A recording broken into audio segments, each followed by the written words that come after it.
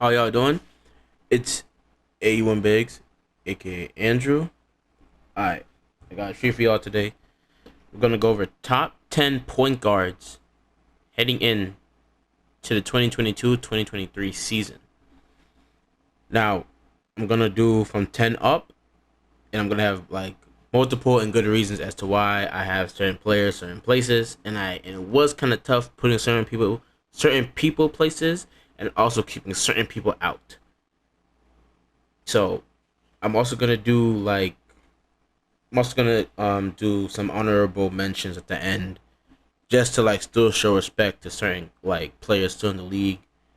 But this is just my honest and humble opinion about the top 10 guards heading into the 2022-2023 NBA season. All right, let's go. All right, first up on the list, well not first, but at 10th we have LaMelo Ball, and I know a lot of people really like his game, and he's very attractive to the eye of his flashy playmaking and his flashy play, and how he likes to push the ball on fast breaks. I really feel like LaMelo is 10th because I don't really know if his game necessarily leads to teams really winning. I Let me rephrase that a little bit. He wasn't the main scorer on his team necessarily. I do think going into the following season, he will have to improve everything that he does, considering the fact that they weren't able to re-sign Miles Bridges. So he's gonna have a larger load on the offensive end, and he also has to improve his ability to guard defensively. He's about 6'6", 6'7". He should be able to guard the 1 to 3. Um, Even though he does shoot really well from three at 38.9%, and he does shoot well from the free throw line and decent from the field, I do still not really like his shot selection. He doesn't really try to take shots in the fourth that really leads to them being able to close out games or make at least his team have a comfortable stretch to where everyone else can be comfortable to finish the game off properly. Because you can't, I don't really fear his ability to finish off games with his play style. Now, granted, he is a really good passer. Amazing. I wouldn't really say amazing. I still personally believe that Lonzo, his brother, who's not even on the list, does make better winning passing plays than LaMelo. I feel like he needs to learn to be able to make his play affect the whole team to a whole where everyone is able to make winning plays through his passing. He's 10th. I definitely think he's going to get better, and he may even go up. He was supposed to really be ninth, but I really feel like at number 9, the point guard there affects his team better, scores better, and completes plays better to make his team close out games. Um, but I do still have respect for LaMelo. I think he's a really good player. I think he has potential to be great. He was an All Star this season, but he was an All Star because, if we're being honest, off of injuries to other players. But he still is an All Star. That is no knock against him. He is still a great point guard. But going into the season, I expect a jump. He's in the top 10 point guards in the best basketball league in the world. So it's amazing, and it's only his third year. And I definitely expect this time next year for him to be even higher. But that's my take on Lamelo, and on to number 9. Okay, and I know at number 9 we got Darius Garland. I know a good amount of my friends are probably gonna be like, bro, what? Like, no, I believe Darius Garland is a better player than Lamelo Ball. Hence why he's ninth. But I do think that he does play in a way where he's able to get everyone in his team more properly involved within the offense, because he's playing with mostly big men that he has to be able to feed and get going. And I feel like he is good at finding open shooters. I feel like he is able to get better separation on plays. He's able to get to the rim whenever he wants to. Obviously, like if you put a well enough defender on him, he does get uncomfortable. But majority of the time, bro, it really revolves around his ability to find everyone. And I feel like him at the point guard position, still being undersized, like he's one of the best undersized guards in the league, if not second best to not like Trey Young, who's also on the list as well. But and he was an All Star this season, but he was an actual All Star. Not to knock Lamelo's All Star selection, but it was really from injury prone other players that were injured, and he had to like take a spot for that. He was Darius Garland was actually an all-star. He was selected to participate in that game. I mean, when LeBron wants you on his all-star team, I mean, and as a captain, I'm pretty sure that means something. And I just expect Garland to get better. He's so good that they're not even considering signing back Colin Sexton back to this team.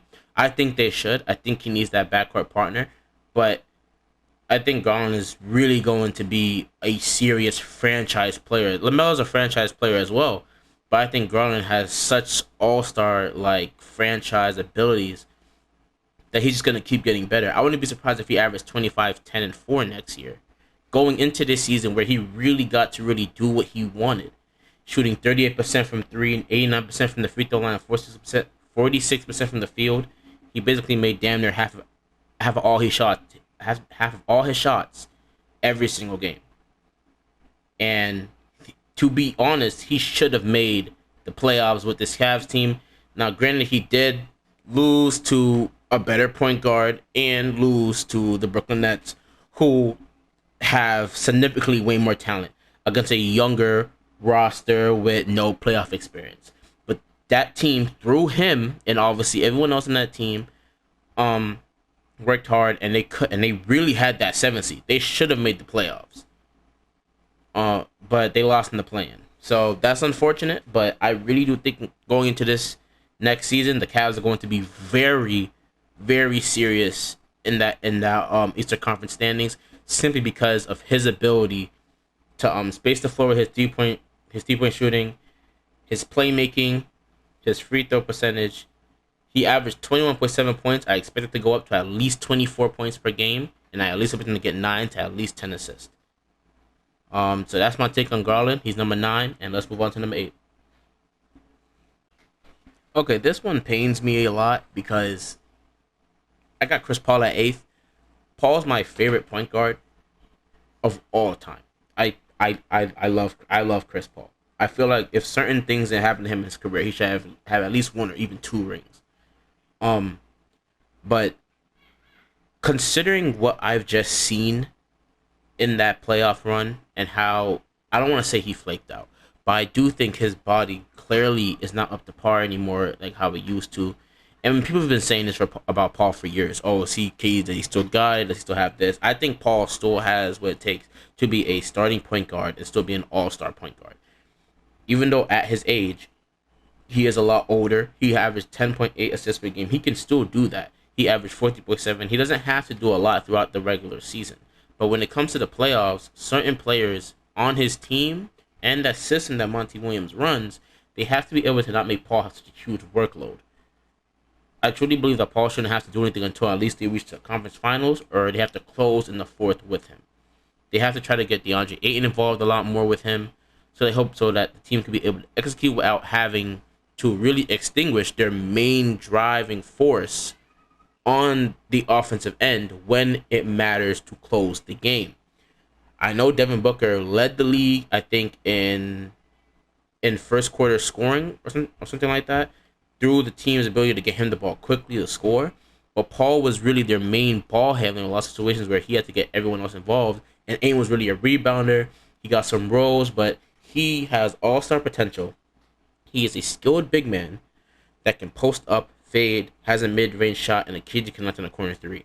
You have to try to make him transition into that second spot and make Paul be a lot more relaxed on the offensive end and not have to do too much, because he also does not like to slack on the defensive end. He's going to defend. He's going to do that. So you're also making him work twice as hard every single day by making him play hard offensively and also play hard defensively. And yeah, Paul did miss a good amount of time this season, and the team did win because obviously they are coached well. But he did shoot 31% from 3. That's the worst he shot since his second. No, I think this is his rookie season actually. He shot 24% from his rookie year from 3. That's the worst he shot since his rookie season. He always shoots well from the free throw line. He shot really well from the field. So when Paul was there, he really didn't miss shots. But I feel like in order for me to move Paul higher, I have to see more success in terms of his ability to stay healthy, one, and close out games in the playoffs without flaking out. If you showed me him 2 years ago when he first came to Phoenix, I easily had him top top five, top four. But there's a lot of younger guys I think going into next season that I think are going to flourish way more, and it's only fair to put them higher up. Considering Paul one, which I'm assuming that they will and should do, is to make him have less of a load, which is why I have him at 8. If they're still going to run him these crazy like possessions where he has to do so much, especially how they were doing him in that first round of playoffs. Granted, Devin Booker was hurt, but DeAndre Ayton was still there as well. I have him 8th, and honestly, I hope it goes lower simply because of the fact that I don't want him to do too much. I think in terms of talent and who's the better player, I think Paul, if he really wanted to, could be better than everyone else I'm gonna name except for probably the people in the top 3. But I have Paul 8th, and that's where he's staying for right now. I want him to improve his deeper percentage. I don't know why it's so low, and it's honestly disturbing me. But Paul still is one of the best point guards ever. He's still one of the best point guards in the league. One of the best two-way point guards in the league. And Paul's 8th. Let's move on to number 7. At number 7, we have DeJounte Murray. I wish I could have found. I should have tried to get a picture of him in a Hawks jersey because that's obviously where he's gonna be next season. I expect a huge jump for him. I expect him to affect not only the Hawks offense but also affect Trae Young's production as well. I expect him to be an all-star easily in the Eastern Conference, and he averaged 21, 8 and 9. But if we're being honest, not even stat padding. He wasn't trying to like. Well, let me not say not trying, but the way he was playing last season for the Spurs in a system that does not make you try to overdo what you have to do or try to stretch out your stats in a Greg Popovich's system that really focuses on team ball, and he was able to get out with 21, 8, and 9. I expect a jump, and even if it is around the same numbers, I still expect his intensity to be a lot more better. I want to see his 3-point percentage go up. He only shot 32% from 3. The average is 35% for everyone looking. If you see it red, it's below. It's because it's low 35%. The free throw percentage, he shoots about above average. It says 79%. I made that green because if it was 80, I was making it green, so I might as well make it green for 79%. And he shoots well from the field at 46%. He's an amazing defender, long wingspan, can jump, can put it on the floor, can finish very well, can hit the 3 if he is hot, can hit occasionally. He can guard the 1 to 3. He's a really good defender. A lot of people don't even have him at the point. In my friends, they have him at the 2, which makes no sense to me. But he is a starting point guard. He will probably have to play the 2, but the NBA is kind of positionless to an extent. But he's a point guard, bro. But he will play that 2 because Trae is so undersized. I have him 7th, and I have him 7th, and he's only gonna get better, bro. I want his 3-point percentage to go up, but I don't really think it is. He seems like one of those players that you're gonna get what you get from him in terms of shooting the ball. He's a good mid-range shooter. He shoots really well from that. I probably should have put that on the screen too, but that's too much for the eye. It's too much everywhere. But he is a really good player. I expect him to make the All-Star game. I expect the Hawks to do very well. I expect John Collins to flourish next to him. I expect Trae Young to flourish next to him. Bogey, Clint. I expect a lot of those players to like get a rhythm going forward, and I wouldn't be surprised if they were top 4, even top 3 in the Eastern Conference, simply because of their backcourt. Yeah, he's 7th, and there was literally no way he was going higher because I don't think he's better than anyone else after 7th at all. He doesn't touch no one else. He almost didn't even make 7 because of Paul, but I didn't feel like Paul going to next season was going to be more productive than him. So that's my take on DeJounte Murray. 7th on the list, and let's go to 6. Okay, this is when it gets a little bit more passionate about this list. I don't give a damn what you think of him, how you feel about what he does on or off the court. I know though, when he is fully healthy, when he plays, Kyrie Irving is a top 3 point guard. Easy. Top 3 point guard, easy. The stats that I'm reading right now, which is absolutely phenomenal. We're talking about 27.4 points per game, 4.4 rebounds, 5.8 assists. Could be more assists, I'm not going to lie. 47% from the field, 41% from three, 91% from the free throw. He is a 50-40-90 guy in his sleep. And I have him at 6th. The only reason that I have Kyrie 6th on this list is because I need 1 full season of him playing. When he plays fully and is healthy, he is a top 3 point guard. He's the most skilled basketball player ever. Ever. No one has handles like him. No one can, in all honesty, besides dunking the basketball, can finish around the rim really like him at that guard position. Ever. And I stand by that hardly with him. And I've criticized him a lot in the past. As a LeBron fan, very, very, very, very much so, considering what he did in 2017 with that Cavs team and how he left that. But I still stand by his ability to be an amazing player. He's one of the only players that I look at and I'm like, this man is terrifying on the offensive end. It's unfortunate about how they flamed out in the playoffs and that first round got swept. But granted, that's what happens when you miss most of the season and you want to be a part-time basketball player. You can't cheat the game of basketball. And clearly that's what it showed. Even with amazing numbers like this, if he had a full season, a full actual season of him playing basketball, he's easily top 3 to me. And going into this season, if he plays fully, obviously he will be an all-star. And obviously, like, there's a lot going on with his with trade value and all this stuff with him. But make no mistake, a motivated Kyrie Irving can turn you from a team that will be well in a standing slot, could maybe get you to a play-in, could maybe make you out of the first round. A motivated Kyrie Irving will make you championship contenders. Just like that. And I expect him going into this season to want to be exactly what he knows he is. Because he doesn't give a damn what no one thinks. He knows how great he is. And I expect him going into this season to want to 100% play, be there all the time, whether he's on the Nets or not. No matter what team he's on next season, he will want to give them 110% because he believes in his abilities as a basketball genius, which he is. And you can't say nothing about it. Kyrie Irving, number 6. Let's move on to number 5. At number 5, we got Damian Lillard. And I know it looks, there's a lot of red there. Not going to lie, there's a lot of red. But these are numbers from last season where he played under 30 games.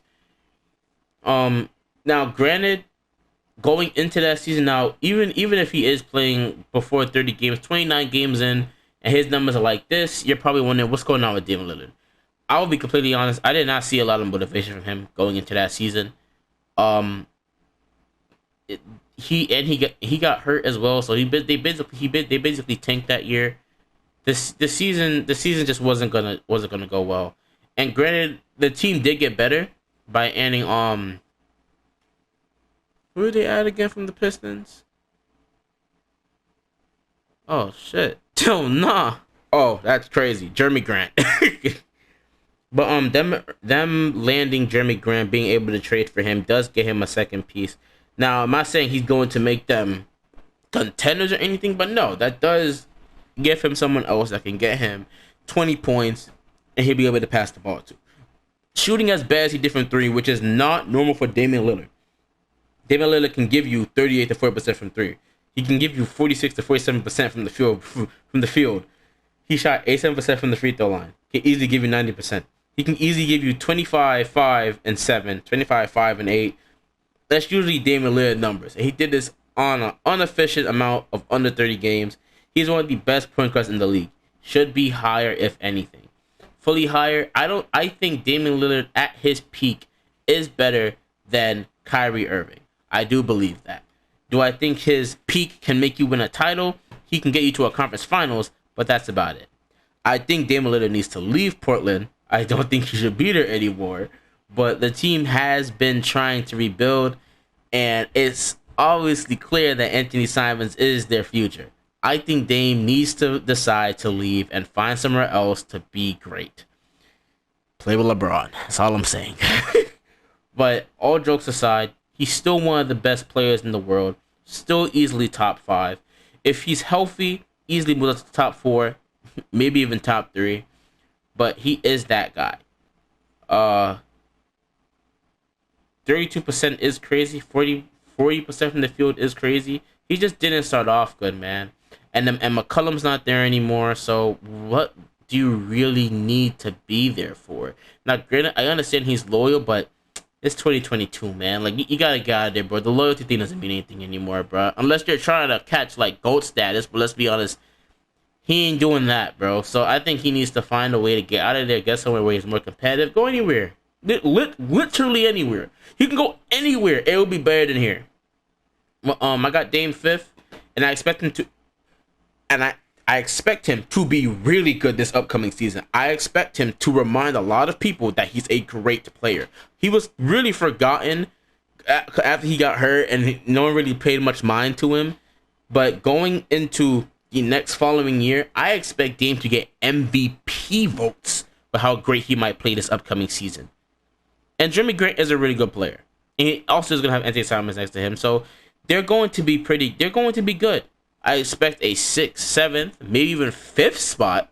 Those I expect them to be in those kind of realms. Because Dame is that good. He can lead your team from literally nothing. So, Damian Lillard, 5th on the list. Let's go to 4th. At the 4th spot, we got Trae Young. And I know a lot of people might think I put him kind of high. I think Trae is the 4th best guard currently in the league. Granted, he did flame out in the playoffs, but the team was dealing with a lot of injuries. John Collins was hurt. Gallinari was banged up. Bogdanovich was banged up. Even Trae, to an extent, was banged up. What's his name? Capella was hurt a little bit, coming back. A lot of things just weren't going right. And the team at first coming into the season was overly cocky. That's not an excuse. I understand that. But then it's like saying injuries are an excuse because you're still on the court. No. You starting the season, the team thought that the NBA season was boring. I think coming into this upcoming season, they're going to understand, we need to make sure that we play these games. We stay focused, we stay interested, because they could be in the same situation they were in last year, where they're going on the road now every single time they go to a playoff series, when they had to face Miami and they got absolutely cooked. Trae could do literally nothing. Granted, the teams were hurt. If they were fully healthy, I think they still lose. I do think Atlanta still loses if they're fully healthy, but I do think they pushed that series a lot further than a lot of people think. And Trae is just a phenomenal player. He averaged 24.8 points per game, 3.7 while undersized. So he averaged about 4 boards every game while undersized. 9.7 assists. He averaged, I'm assuming, 10 assists a year ago, if I'm correct. So it dipped down about 0.3%. He shot 38% from 3, 90% from the free throw line, and 46% from the field. Another guy that could easily be a 50, 40, 90 guy. And not to mention, he just added DeJounte Murray, and I expect the team to be way more better. Like I said earlier, I expect them to be at least, I wouldn't be surprised if they're 4th in the East or 5th in the East. I expect them to be fighting for home court advantage in the beginning of April next season. This is a team that I think Trae's really going to be able to flourish in. He will have to be a main focus to be completely attacked, because you can switch to DeJounte Murray and a lot of other people that will try to attack him and stuff like that. I think he's on the verge of being a superstar. He's right there on the cusp of it because his numbers say it. And also, even though that run against the Knicks and against the 76ers and the eventual loss to the Bucks, people don't really want to say it was a lucky run. I think that was just because he knew how to close games. And I think that's what Trae has with a lot of these other guards I've mentioned. He's able to make closing plays to finish off teams. If Trae was 6'5", 6'4", he would be the greatest point guard in the league besides Stephen Curry. Like, his play style is that great. He's such a marksman. He's such a amazing playmaker. He's one of the best playmakers that I have on this list. And if I had to say, besides Chris Paul, I would say he's the best playmaker on this list. Besides Chris Paul, I would say he's the second best playmaker on this list. In terms of truly wanting to facilitate the ball, if Paul wanted to, he can get you chances, which he did. I truly believe if Trey focused mainly on his ability to facilitate, he would give you 12 to 13 a night because of his craftiness, his speed, his ability to get to the cup, his ability to step back and shoot the three. The threat of his offensive capabilities, he can get way more assists than he actually gets, and I stand by that. So Trey's at fourth, and I expect him to get a huger jump. I don't think he's gonna average 28 in the season. I'll be surprised. I'll mark it right now. 27. You have about 27 points, maybe 4 boards. I think he'll get that fourth board a lot more. And I'm gonna go with 10 or 11 assists because he has Murray with him. So Trey at fourth, and let's go on number three. Okay. All right. Now we, you know what I'm saying? So now we top three type shit now. This cute ass nigga. Pause. I love Ja Morant, man, and he's not third because I love him and nothing like that. But Ja was, he was amazing this season, bro, and I only see him getting better. There is nothing I don't see him getting better at. He had 27 points, 5 rebounds, and 6.7 assists, missing a good amount of games too. Now, granted, a lot of people want to say, "Oh, are the Grizzlies better without him? Or are they better with him?"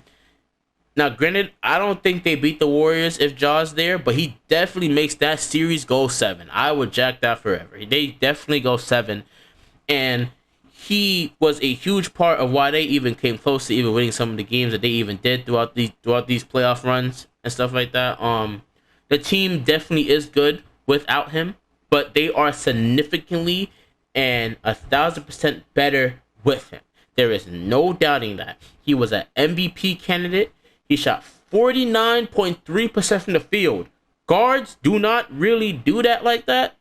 They don't. No matter how much you want to jack it, like they really don't do that. Like you really see bigs do it.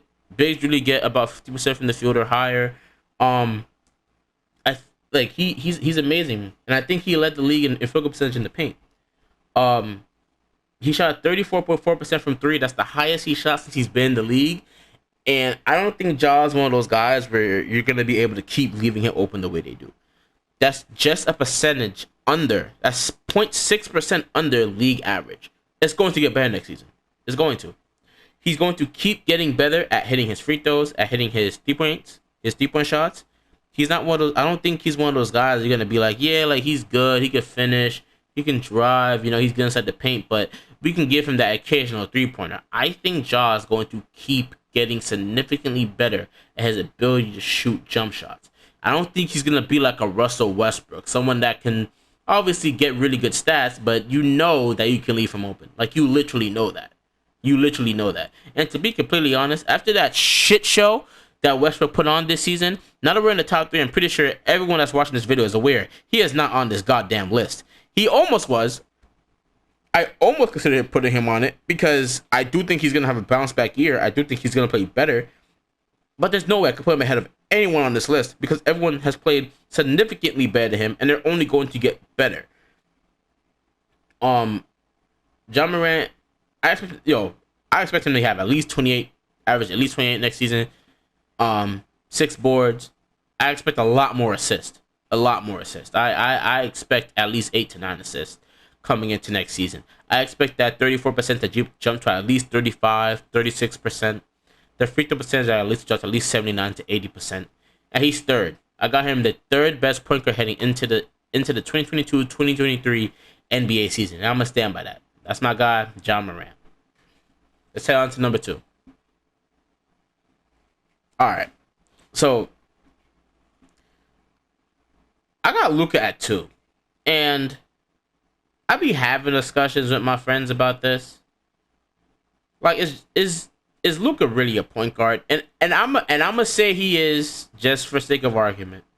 But if it was up to me, I'd put him at the 3, and put on my small forward list, which is that video coming out soon, yes sir. But everyone else that I talk to, they have him as a point guard. On Basketball Reference, they got him as a point guard. Everyone has him as a point guard, even though he was drafted in as a three. But all right, let's say he's a point guard. Fine, he's a point guard. But in that case, I have no choice. He's such an amazing player, phenomenal generational talent. He has to be two. There's no one else that I've named so far that I think is comes even close. I think it's Grand Canyons, and yes, that even goes for Ja. I think it's Grand Canyons with it. Like no one touches him, except for number one for me. 28 points per game, 9 rebounds, and 8 assists. 8 assists. He's a 6'6", 6'7" point guard. 35% from three, which should technically be higher. And this is where I'm gonna go in with him because I think Luka's an amazing player, but I feel like Luka could literally be significantly better and win way more games if he just tweaked certain things. And he is nowhere near the player he could be. 35% from three, which is league average, which is why I have it white and not green. That's average. And he's barely hitting that average mark. He's barely hitting it. He's 35.2%, which he barely hit the 35% mark. If Luke and he takes about 8.9 threes per game, that on unnecessary step backs, Luka should be averaging at least 10 or more assists. A lot of those positions where he takes those step backs and misses a good amount of them, bro, he should be trying to find other people. Now, granted, he makes a lot of assists, but he has one of the highest usage rates in the league, and he always has the ball in his hands. So he better have more than 7 or 8 assists per game. It just makes sense. He shoots 46% from the field. Granted, he's unguardable. Luka's going to do what Luka does. Luka can get 30 in his sleep. I understand that. But I do think he should try to cut some of the shot selections that he takes around the three-point line. Anywhere within the key is fine. I perfectly agree with that. He does have Christian Wood coming, so I do think a lot of that unnecessary offensive cartilage that he carries around will fall on Woods a lot more. I expect Woods to play amazing alongside next to him, and I expect him to get even more assists having Woods next to him with Dinwiddie there. Tim Hardaway's coming back from injury, so I definitely expect. Don't be surprised if Luka averages a triple-double this upcoming season. The only thing that I am really concerned about with him is his 74.4% from the free throw line. The average free throw percentage for a point guard, since you want to call him a point guard, is 78.4%. The league average, which is the lowest it's been in years because they added the new Wilson basketball, is about 75.5%. It's 75.5%. The worst it's been. And he's shooting 74.4%. That's not good, especially for someone that has the ball in their hand so much. He gets fouled a lot. He goes to the line a lot. He's picking 74.4% of his free throws, and it was even worse in the playoffs. He has to get better at, one, making free throws, and two, stop taking unnecessarily three-pointers that affects his team. And I think it does sound like I'm being kind of harsh. I'm really not. Luka is easily top 5 in the league to me right now. That's where I have him. Top 5, top 6 right now in the league. Not even like going off the point guard. I automatically had him top 2 simply because it's him. I didn't have to look at his stats to even put him there. For the point guard list, of course, when I say second. He's an amazing player, and he is probably, if not Giannis, probably the next one that's going to be the face of the NBA in a couple of years. He's an amazing player, phenomenal playmaker, phenomenal scorer, but I do think certain tweaks, such as his ability to improve his free throws and stop taking unnecessary contested step back jumpers, which by the way is money. I'll give him that, but sometimes they're so unnecessary and he misses them that it allows the possessions to be one and done. Because when the other teammates do miss shots at his team, he usually is the one to get the rebounds. He averages 9 of them. So he should understand that if I take this shot, this is probably going to be our possession. And it's probably going to be one and done. So I immediately have to get back. And he needs to improve on the defensive end. He needs to. He should be able to guard the 1 through 3. I think he needs to slim down. I think he needs to put on a little bit more muscle just to tone out the meat, make it a lot more like tougher. to be able to bang with a lot of these other taller guards or a lot of these other stronger forwards. And then and it's not a lot. He does small things like this. He immediately could be the best player in the league by just fixing certain things like that, or being the discussion to easily be the top guy in the league. He had a great run. He made it to the conference finals, but he ran into a team that's been there forever. I expect going into next season, even though losing Jalen Brunson was a huge thing, I really feel like they should have tried to extend him a year ago so they would have had another second running mate with him. But they underestimated that guy's potential, and now he's on my Knicks. But I do think going to next season that him and Christian Wood, with Dinwiddie, with Hardaway, they're going to be really good. I expect them to be at least top 3 in the Western Conference, if not fourth. I expect Luka to have serious MVP honors. He was my pick 2 years ago to win MVP. I haven't been my pick for that this year, but he definitely is really like right there for me. So I expect him to be in the range to have a chance to get MVP this upcoming season. That's how amazing of a player he is, and that's how amazing I expect him to be going into next year. Don't be surprised if he averages 28, 9 and 9, 28, 10 and 10. You know what I'm saying? Somewhere around there. He's going to be really great this upcoming season. And of course, yes, he's Luka. If he starts shooting 36, 37, 38% from 3, the league is in some serious trouble. And they were talking about possibly shooting at least 75, let's say 77, 78. I think 80 is a stretch because that would be a significant jump in free throw percentage. Give me 77 or 78% from the free throw line, bro, and we're talking money. We're talking about absolutely destroying offense, destroying defenses, and putting a team in amazing positions to win. I expect a huge jump, and you gotta critique these guys when they're so amazing. I have him second. Like, I'm not just gonna praise him. Like, he can definitely be better. He can definitely be first. Can he? We'll see. But we got Luka second, and I'm gonna stand by that. On to number 1.